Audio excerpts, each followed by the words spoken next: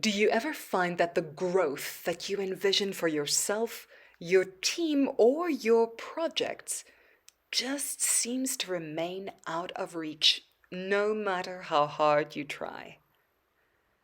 In this episode of the Morpheus Intelligence Update Podcast, you will discover what could be holding you back, why it matters, and most importantly, what you can do to change it.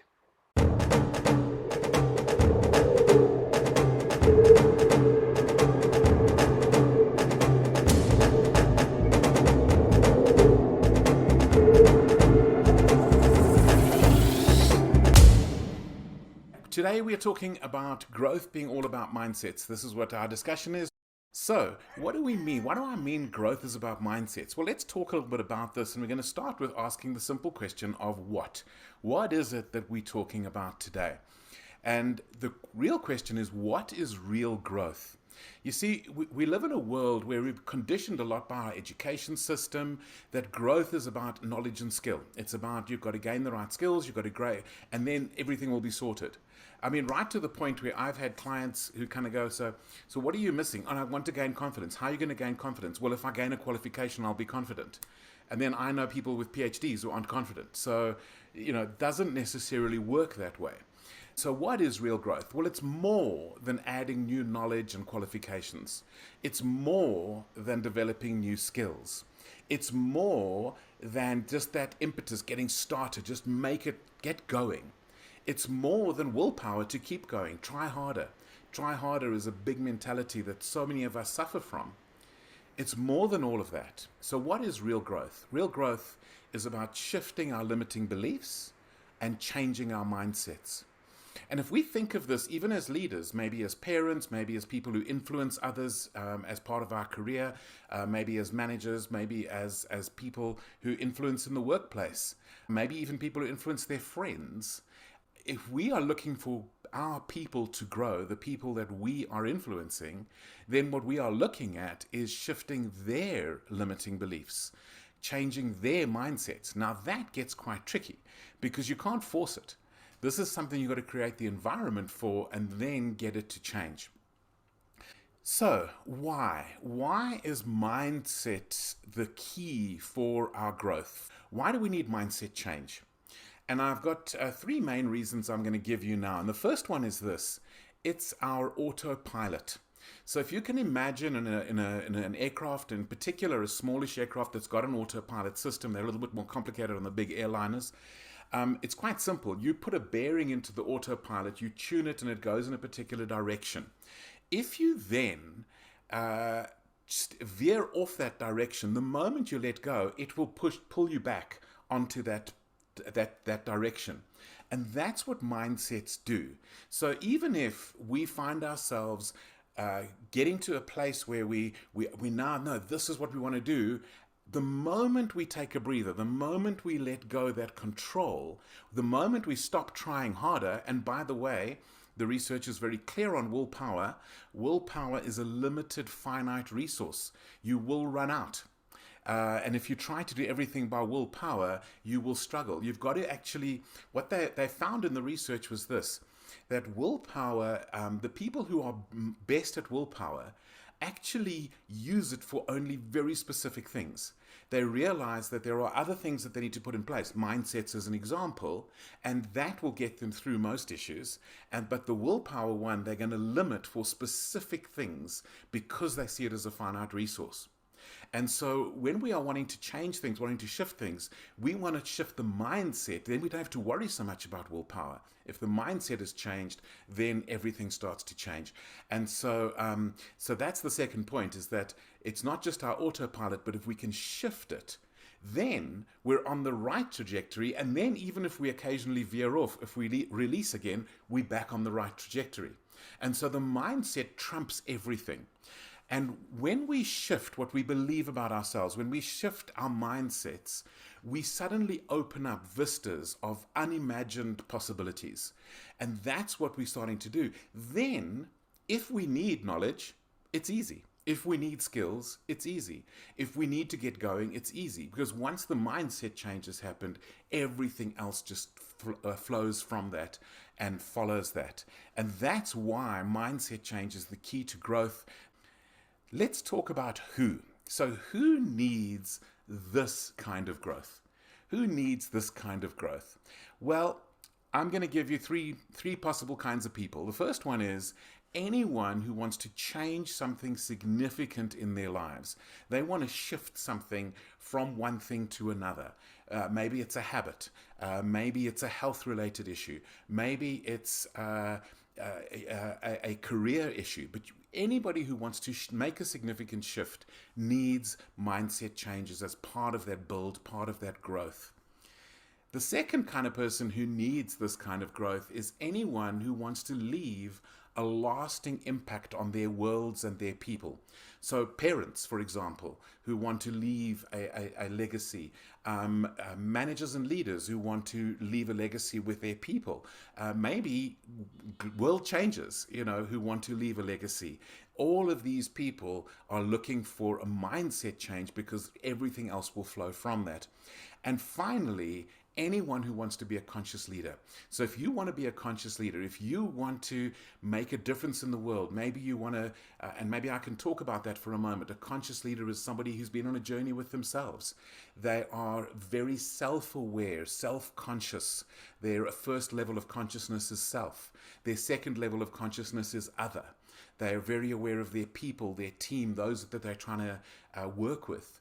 And influence. And then there's a third level of consciousness, and that is our greater environment, whether it's the community we're in, the planet as a whole, but that other level of consciousness. And for many, there's a fourth level, which would be a spiritual consciousness, which in some ways comes back to self-consciousness as well. And so if you want to be a conscious leader, you probably have some mindsets that you ideally want to shift at some point in your life. So that's the who. That's the who.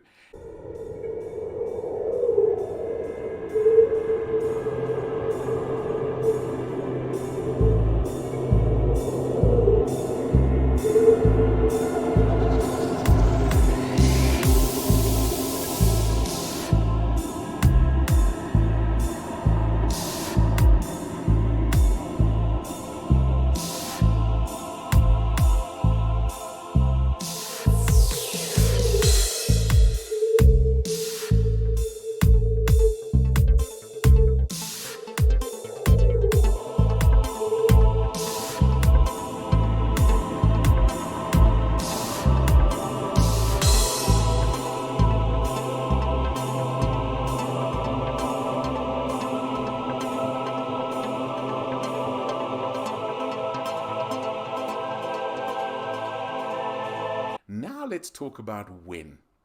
What about the timing? And I'm going to look at this from three perspectives. The first perspective is now. When? It's now. Why is it now? It's now because one day when does not exist. One day when does not exist. In fact, I coined a phrase for this many years ago. I'm probably not unique in the phrase, though probably others have done it too. I call it the lotto mentality. When we live under the lotto mentality, we live under one day when I win the lottery, one day when I have enough money, one day when I'm thin enough, one day when I'm rich enough, one day when I have enough friends, one day when I'm qualified enough. And all of that means nothing. Now is all that exists. Being present right now is all that exists. And I used to live a life of one day when. And reaching this point where I go, no, now. And so when do I want to shift my mindsets? As I become aware of them. I want to be very aware of all of that. And the second item, so other than now, what's the rush? What's another part of the when? It is every day. It's a daily thing. Shifting mindsets requires consistency. So I'll tell you a little bit about my practice, but basically the key here is consistency is more important than effort. Consistency is more important than effort. So for me, I have a daily practice. I call it a ritual. I don't call it a routine because I don't like routines, but I do like rituals. But I have a daily ritual practice which involves some breathing exercises, some mindfulness stuff, and I talk through the mindsets that I'm wanting to shift. And I'm going to take you through a bit more of that in the next slide.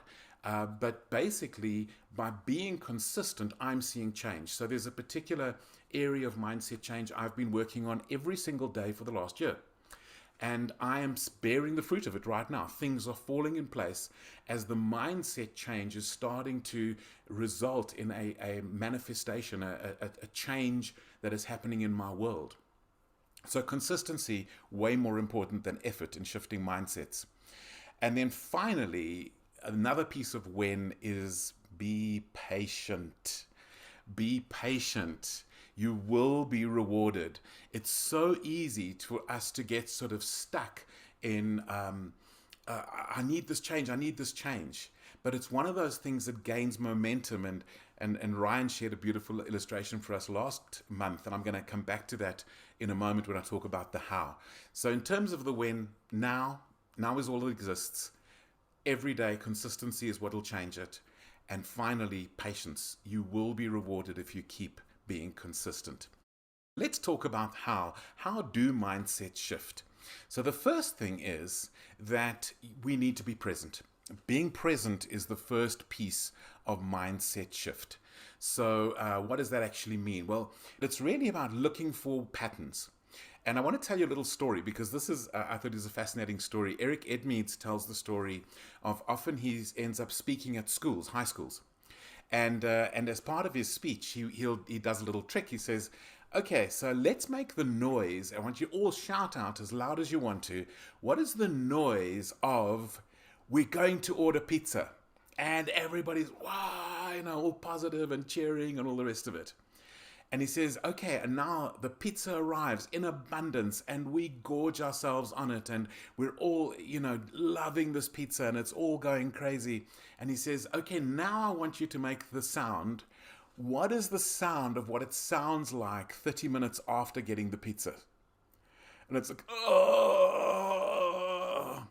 And you're going, okay, so was the mindset that pizza, that initial thing of cheering for pizza and the later one of groaning, which one are we wanting to live our lives from?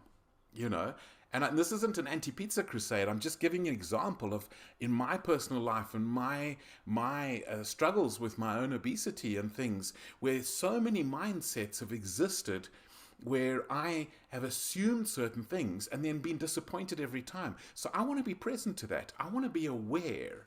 What is the program mindset that I want to change? I want to be aware and think that through and go, so what do I actually want? And I'll give you a simple example. One of my personal favorites is fruit salad. When I eat fruit salad, it's like my entire body celebrates. It's like it goes, yeah, and it stays like that. Half an hour later, it's still celebrating. It's like, I got nutrients. I got what I'm looking for. That being present, that being aware results in a mindset shifting. And so being present is my first tip on how do we shift mindsets. My second tip, very similar, it's awareness. And the awareness, I'm going to give you a little exercise. It's one of my favorite exercises, and I know some of the people here, Candace and Cindy, have played with this before. So very simple little exercise that is an awareness exercise. And the awareness we're focusing on now is the gaps between what we know to be true and the way we behave. That's an awareness that I think is really, really important. So my little one that I love doing is I call head, heart, gut, hips. And it works as follows. Let's take a particular issue. So let me take, let me go back to the pizza one. Okay. In my head, do I think pizza is good for me? Probably not. Okay. Do I believe that I'm okay with being deprived of pizza? What do I believe in my heart? No, I don't want to be deprived of pizza. Okay. What about my gut? What's my intuition about pizza? Actually, it's not going to be that cool. Okay. What about my hips? Where do I want to go? Hips are the kind of where our center is. And so what is the direction? What's the action? Well, I go, hang on, there's a misalignment here. My heart says, pizza or I'm deprived. My head says, but Ian, you know that this doesn't work for you. The gut says, actually, intuitively, it doesn't work for me. So I have got a misalignment somewhere. I've got a limiting belief that needs to change. Okay? And so this little test changes then. Okay, so now that I realize that, what do my hips now want to do? What action do I want to take? Oh, I want to go and get fruit salad. So it shifts something. So that awareness starts to shift something. So do the head, heart, gut, hips test. And the head is, what is my reasoning? What's my thinking about this? The heart is, what is my belief? What is the belief that drives me? The gut is, do I have an intuition? Do I have a feel? And by the way, most of the time when I do this, my head and my gut align and my heart disagrees. Then I go, okay, that's the shift that needs to take place. It's a limiting belief of some kind. Okay. And by the way, we could even take it a step further and say, so this heart that wants pizza, what does it really want? And then you could go, oh, maybe it's just looking for some kind of congratulation. Maybe it's, some kind of a reward for good job done. Maybe it's looking for connection. It's feeling lonely. And we used to, when we have pizza, it's communal. What exactly is all of that? Okay. So, yeah. So I'm very happy for pizza to be fun. So, great little ideas, isn't it? So I want to go on to a third option for the how. And the third option for the how is this. It's all about affirmations or declarations of truth or manifestations. And so once we've got this awareness that there's a misalignment between some of our behavior and what we really want in life, we then want to figure out, so what is the truth? And I know a lot of people talk about affirmations, and if you want to find out more, there's somebody called Marissa Peer who's an expert on this. You'll find tons of YouTube videos from Marissa Peer, a very interesting person. I prefer the phrase declaration of truth, because what I've found in my life is that it's this is the truth. There's something in my mindset that doesn't get it, but this is the truth. So why don't I speak that truth over myself every single day? So a simple example is, one of mine is, and I'm being a bit vulnerable here, but one of mine is, I am joyfully quirky. I am fun. I'm joyfully quirky. I am fun. And I speak that over myself every single day. And guess what? Something is shifting about my acceptance of being fun and quirky and full of joy. So it's a declaration of truth. And I say this out every day. If you're bold enough, do it out loud. It's even more, it works even better. I shifted that about 6 months ago, where I started to do my declaration of truth out loud.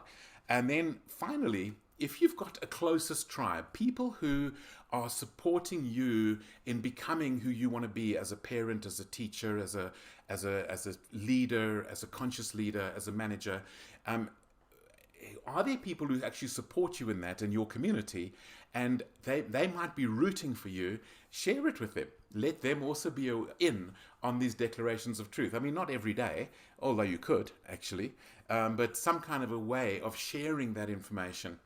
And then finally, my fourth point about the how is this: make yourself your number one job every day. Now, we did speak about this in last month's Intelligence Update, but I want to just emphasize it again. One of the ways you do that is, number one, is just acknowledge that you're worth it. I'm enough. I'm enough. Make yourself your number one job every day. You are worth it. I'm enough. The second thing is, have a daily reminder. Now, I know Ryan sends me a message, a group of us a message every morning saying that he's making himself his number one job. Marie has a reminder on her phone that comes up for the day. So have some kind of a reminder. But I want to just restate Ryan's story he told us last month, which is that it's like pulling a train. If you initially might think you're making absolutely no progress, but actually over time it will gain momentum and take a life of its own, and the ripple effect, the change will be permanent. The change will be everywhere.